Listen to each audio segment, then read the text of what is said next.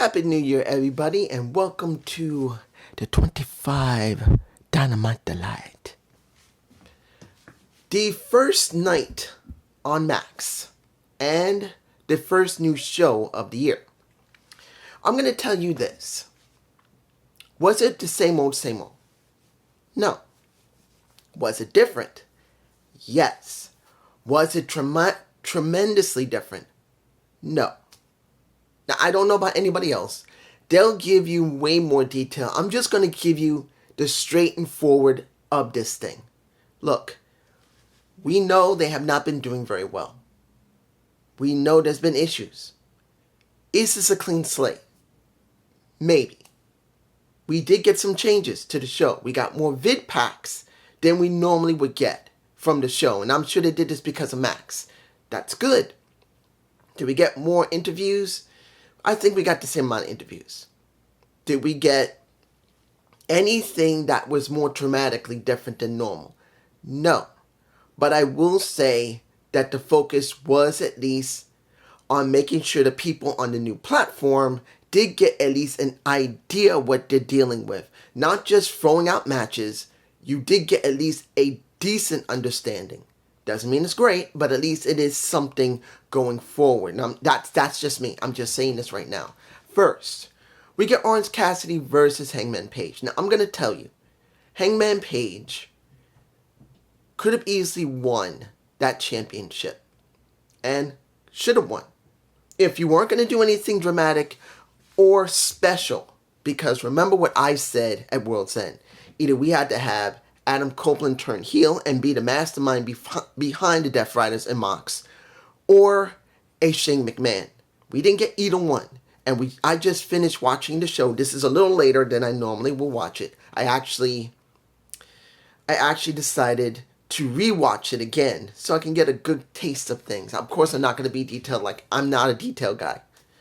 But I thought I should watch a couple of things over again because I felt like how important they need to feel to someone from Max, because there's people going to see this and then probably put on repeat. So I thought I'd watch at least more than once. And I'm going to tell you, there was only one person that needed to win and had to win, and that was Hangman Page. Let's make it very clear. Hangman Page, as it stands, is the only person they built so far that last year that literally meant something. Literally.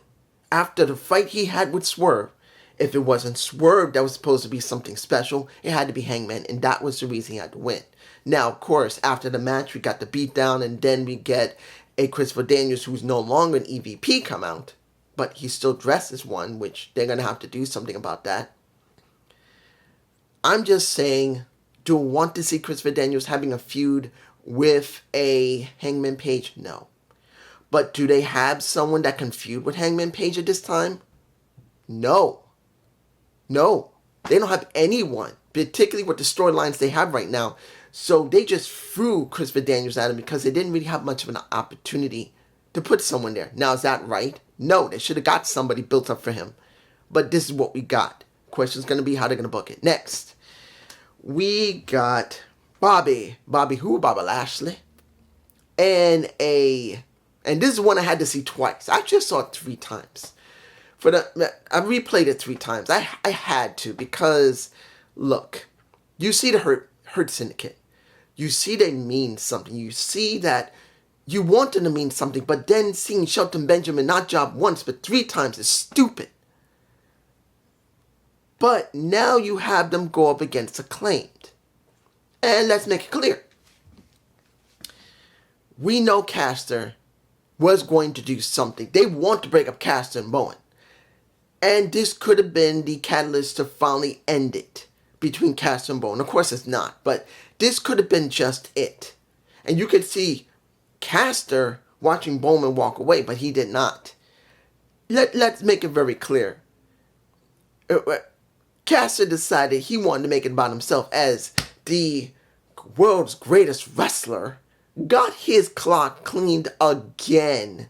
The last time he wrestled, he got his ass handed to him. And this time around, he got his ass handed to him again. And then, when he was smart enough to finally tag in Bowen, Anthony, he was doing fine until he gets tagged on the back and say, "What the hell are you doing?" He said, "Don't worry, I got this." And he said, he shoves him back when he's touching him. He said, "Prove it. Do it. Do it." And the thing that got me, knowing how bad a Shelton Benjamin has been treated, because I don't care what you say, Shelton should never jobbed at all this year. Last year, he should never jobbed. Not once. There should have been some reason he should have lost dirty. No. He had the job cleaned. Not to one, but to three people. No. It was wrong. So seeing him throw around a caster made me feel at least a little better. Doesn't mean it's good, but it made me feel at least a little better. And then Bobby basically does his spinning spear and destroyed him. And what do we get from Bowman? He walks away. Basically pissed off. Now, we probably will either get something on Collision or the next Dynamite showing that the dissension's real and Daddy Ass is not going to be able to keep it together. Do I want to see them go? Yes. Because they've already finished their end. Let's make it clear. The Acclaim's time is done. They got to either restart them as heels or you're going to have one of them go off as a heel. Now, the problem here is this, two things. One, Caster does have more personality than Bowen. Doesn't mean I don't like Bowen. I do. But Caster does have a little bit more charisma than him. But seeing that they're going to break them up and face each other is kind of a bad thing. Because right now, they don't got no damn tag teams in AEW. They were one of the founding teams there. You can say a lot if you like the rap or not from Caster and how they worked Scissor and Daddy. You can say you didn't like it, or you can say you did. But they were one of the staples. You could have turned them heel and leave them and then build them up more correctly. But we didn't get that. They decided to split them up and have them feud against each other. Hopefully, Caster will be treated well when he goes off on his own and redoes his persona. And hopefully Bowman. Do I believe? No. But this is only due to the fact it's the first day of the new year. Don't know how they're going to book it. Hopefully they will. But we just need to see. Next. Julia Hart and Jamie Hayter. I'm going to be honest. I don't care. I understand that Julia Hart cared a lot about Kill Bill and how she structured her character. I understand that. But what are you going to be now? You dealt with Jamie Hayter. You spit in her face like you've been doing before. What's going to be different? What are you going to do? And knowing historically how women have been treated in AEW, I don't know what they're going to do with her. I don't know. They had some decently interesting vignettes of her. But it better be something good because you bring her in and you make her job to Jamie Hayter, who just only came back a little bit herself and has not been booked very well either. So they better do something. Next, let's do a little bit Mercedes Moné. Let's get this done. Did Mercedes look good? Yeah. Is she going up against somebody? Yes, Miya Shirakawa. She's going up against her. And it's for her title. Well, I believe what was it? What's the name of Miya Shirakawa's title? I can't remember. It's in Shimmer. Is it Shimmer? That's what they call it? But, Stardom. The Stardom title. I believe it's Stardom. Not Shimmer. It's Stardom. And she's got the title there, so Mercedes wants it. Now, here's the thing. I don't know how long we got. I didn't pay attention to how long they said this is going to last before the actual match happens and Stardom. But here's the thing. If Mercedes is going to go after the Stardom title, and we probably might not see it, if she wins it, will she defend it on AEW? Or is she just going to carry the damn thing around like she's been doing with New Japan Pro Strong? Because look what's been going on with New Japan. The only thing she does is basically defend it somewhere else where we don't see it. We get maybe once in a while a clip, but clearly we don't get to see their show. And I'm not talking about a pay-per-view, just a show. Just in case someone says you can't do that with their pay-per-views. I'm not talking about pay-per-view, I'm talking about their show. At least give us a snippet of it. Put it on we can't do Rampage. Rampage is done. If they put Rampage on YouTube, it would be a lot more easier. You wouldn't need to worry so much about the fans being there because it's YouTube, but you decided to do that. But let's make this very clear. I would like to see what she's doing the New Japan Pro Strong title, because she's not always there. But now she goes after the Stardom title and wins it, and she now has 3 belts. 3 belts Mercedes. What does that mean for AEW? Will she be booked differently? I don't know. Moving on. Next, it was nice to see they were giving at least, I think, 50,000 to Hurricane Relief, and it was Dax who was giving one to World Center Kitchen. Excuse me. World Center. What is it? World Center Kitchen, I think they said. It was nice to see, and I'm glad they're doing it. But now what? I'm hoping more will come out of this. Because if they keep doing this like they did with TNA, and I do believe WWE is going to be doing something as well, TKO, WWE, I'm glad to see it for disaster relief. Let's just hope things will go even more smoothly after February. And you know the reason why. I'm not going to tell you my political terms and my feelings. It's not about that. It's good to see if AEW, TNA, and TKO WWE continues contributing money after February. Whatever we ever get, hopefully we'll add on top of it. Let's just hope. Next. The MJF video. Setting up for when he goes up against Mox. Counting if Mox maintains his title. Did I like it? Oh, yes, I did. I did like it.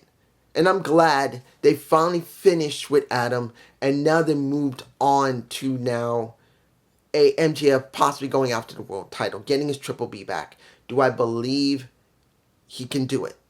I don't know. But at least it'll be more going with Moxley. Because, let's be honest. Excuse me. Got the sneezes today. But let's make it clear. Seeing that we have this situation with MJF, with Adam Copeland, who I would rather see him as a heel than a face right now, but he is a face. At least we got 2 new challengers for Moxley that have not been used over and over again. At least it is 2 new people. The key is, how do you book MJF until they're ready to actually use him with Mox if Adam doesn't win? And how do they book Adam Copeland? Now, I know there's going to be the Battle Royal. Yes, I already know that, and I'll talk about that when the Trios match comes up. I'm just saying what comes after that. Moving on. Okada. You know what? I'm going to leave that. Like with Kenny, yes, they did vid packs with Kenny, and they did, instead of an interview with Okada, they did a vid pack with Okada. Which is fine. They did a lot of vid packs with people, which was wise because people on Max won't probably know who the blue fuck anybody is. And hopefully over the next couple of weeks to the next few months, people on Max who do watch, have never seen it before, will get a good gauge of who are on the show. They will, hopefully. It was good to see it, but to be honest, I would have liked to see Okada talk more English and do it in a live setting. But this is what we get. Let me give it to like this. The triple threat to get into the Casino Battle Royal. And it's going to be Robert Strom. It was going to be Jay White, who did talk about Wheeler Yuta wanting to take his head off because of what happened in World's End, which is understandable. And Swerve. Now, mind you, who did I believe was going to win that match? Jay White could have and Swerve could have. I did not think Robert Strom would. Even though the Undisputed Kingdom is back together again, they don't really feel like they're important. Let's make this clear. Excuse me. Let's make this clear. They just don't feel like they're important. At least not yet, if they're going to book them correctly. But right now, I didn't expect Strom to win. I thought maybe Jay White may win because of Wheeler Yuta being connected to the Death Riders, and Swerve Strickland because of what's been going on with the Hurt Syndicate and how he is still very popular. So the match was good. I'm not going to say it wasn't. It was a good match. But we saw Ricochet come out wearing a suit with his glasses. I wear glasses. I'm not making fun of him because I don't wear glasses. Guys, I'm nearsighted with stigmatism. I'm actually supposed to wear glasses, but I'm too damn stubborn to wear them unless I need to read something or something needs to be in focus. Yeah, it's stupid. I'm a stupid idiot. I don't like glasses, and I'm nervous about wearing contacts. And just in case you're asking about LASIK, I am very nervous about thinking of that due to the fact that a 30% failure rate does happen in LASIK. It does. But I wasn't against him wearing his spectacles and using a golden scissor, and nails him on the head. Why is the golden scissor? I don't know why. I don't know. I'm sure you're going to say, dude, he was in the Gold League, wasn't he? I believe he went through the Gold League. That could be the reason why. That's a connection. Yes, I know. That could be it. But honestly, do you believe Ricochet would be that type of person that would use something in the color of the league that he lost to? You could say yes, some would say no. But I will say this. Once the match was won by AJ White, seeing that Ricochet was acting like, you know what, motherfucker, I'm gonna treat you just like I treat someone in the fucking hood. And start whooping that ass, giving him freaking headbutts, and still getting him in the head with that damn scissor. Even Nana get thrown around and get a chair shot to the back. In the end, after you see him sitting in the ring with Swerve after he threw him back in there, he made it very clear, bitch, it on. Now, is this a good thing? Yes, this is a better character development than we got already. Hearing him go, ha ha, ain't working. Yes, he did it while he was beating him up. But if you do this only when it's necessary, that stupid laugh, and make him as nasty as they can be, just destroys everyone. Honestly, it could work. This could work. Now, do I believe it's going to work? I don't know. It depends on if they're going to continue booking him like this. The next match he has, he could do a laugh, go into the ring, screwing around, laughing, going, ha ha! But then, when his ass gets in that ring, that look that I just gave on the screen, like, that kind of looked like he a crazy mofo. That is the look you give him. Actually, I was looking at the screen right here while I was doing. I know you could see my eyes going like this, and I'm trying to see, am I looking mean enough? But I'm a nice guy. I don't know how to be mean. But this is what you get. This is how it goes.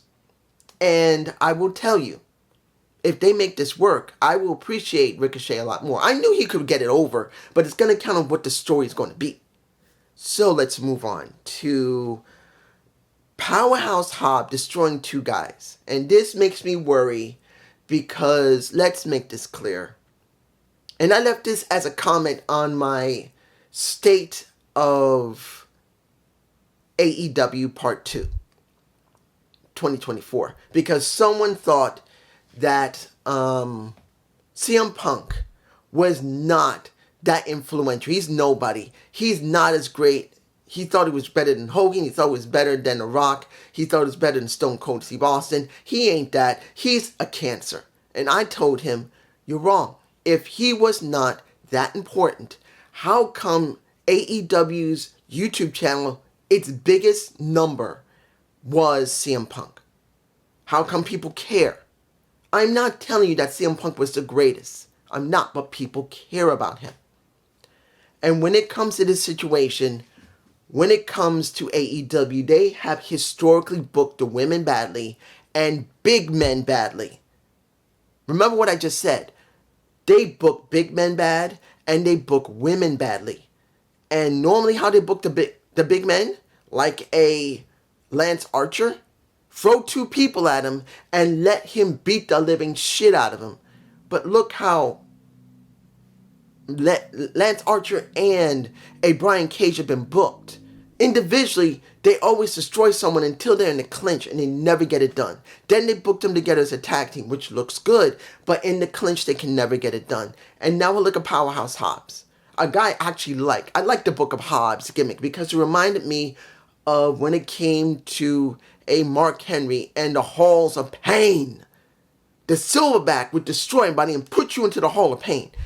And when you look at the Book of Hobbs, that the next chapter that Powerhouse Hobbs turns is him taking on another person and putting him in his damn book.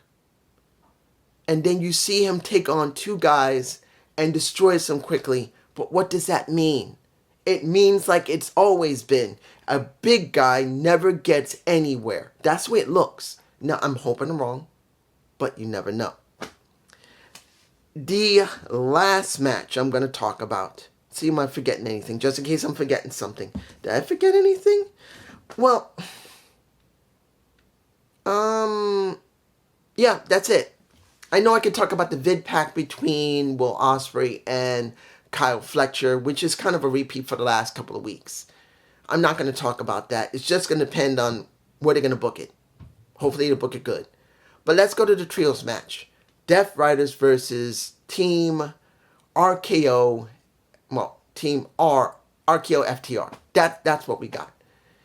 And yes, I could say, well, the Learning Tree is about to have a match on Collision with RKO FTR. Yes, I can say that. There was no Chris Jericho there. It was just the Big Wood and the Bad Apple. Let's make it clear. Do I like how... Let me give it to you like this. Do I believe Big Bill has been doing a good job? Yeah. He's been doing a good job talking. Because I can see that he's been working with a Chris Jericho. His talking is annoying, but it does get the point across. And that is the thing I think he's needed. So, seeing that, I'm not too surprised. It's alright. But here, in this match, which was fine, and yes, Jay White did nail Wheeler Yuta, and there was a lot of craziness during the match. And, of course, it was RKO FTR who did get the win. Yes, they did. They won it. And now knowing, and this goes back to where I was talking in the beginning of the video, Adam Copeland is going to be in the Casino Battle Royal as far as I know. Do I believe this is a good thing? Yes. One question. How are they going to book it between then? What will this mean? Are we just going to get matches? Or are we going to have more segments in the back? Or more vid packs that we have not seen before? Because remember this, guys. And for those who say, dude, you really don't understand AEW. It's actually, when you don't have the way you say it, it's better. No, it's not. AEW needs stories. I'm not like everybody else who's going to chew out AEW badly. They have been doing stories. Have they done compelling stories? A few of them, yes, but the rest have been very mediocre. They have not been structured correctly. What could you have done more with Hangman Page? You could have put him for the main title. Look what happened with what's going on there. You could have done more better with Moxley. You could have had something other than this.